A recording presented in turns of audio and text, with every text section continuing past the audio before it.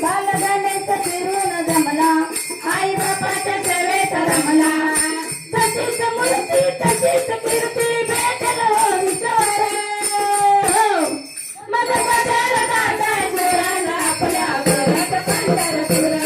मग कशाला जाताय गुराला आपल्या घरात पंढरपूर मग कशाला जाताय गुराला आपल्या घरात पंढरपूर अव करत आहे खरं देव करत आहे खरं देव देवाचे मंदिर देवाचे मंदिर मग कशाला जाताय गुराला आपल्या घरात पंढरपूर